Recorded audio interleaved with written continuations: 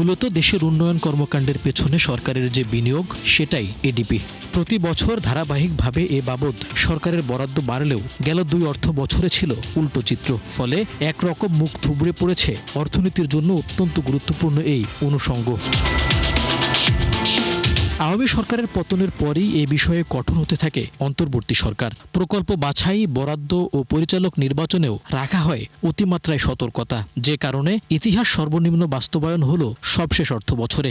আইএমডির তথ্য অনুযায়ী 2025-26 অর্থ বছর শেষে ব্যয় হয়েছে সংশোধিত এডিপি বরাদ্দের মাত্র 67% অর্থ, যা আগের অর্থ বছরের চেয়েও কিছুটা কম।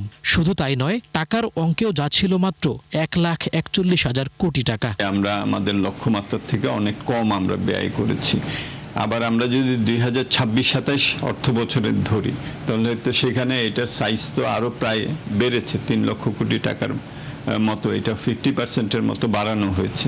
তো সেইটা বাস্তবায়ন করতে গেলে তো আরো বড় ধরনের চ্যালেঞ্জ এখানে আসবে। তথ্য বলছে 2025-26 অর্থ বছরে সংশোধিত বার্ষিক উন্নয়ন কর্মসূচি বা এডিপিতে মূল বরাদ্দ ছিল 2 লাখ কোটি টাকা। বাকি 8,935 কোটি ছিল সংস্থাগুলোর নিজস্ব অর্থায়ন। আর সবশেষ 5 অর্থ বছরের বিশ্লেষণ অনুযায়ী এই সময়ে বাস্তবায়নের হার 93% থেকে নেমে গেছে 67%, যার পেছনে অন্যতম কারণ প্রয়োজনীয় অর্থের যোগান নিশ্চিত না হওয়া। তাছাড়া আমলাতান্ত্রিক জটিলতাও ছিল বড় সমস্যা। বিশ্লেষকরা মনে করেন, বাস্তবায়নের এই নিম্নমুখী প্রবণতা নেতিবাচক প্রভাব ফেলবে দীর্ঘমেয়াদে। পাবলিক যে সেবাগুলি পাওয়ার কথা বা ব্যক্তিখাত তার বিনিয়োগের জন্য যেসব অবকাঠামোগত সহায়তা পাওয়ার কথা, সেটাও কিন্তু পিছিয়ে যাবে। সুতরাং এটাই আমাদের মনোযোগ দিতে হবে।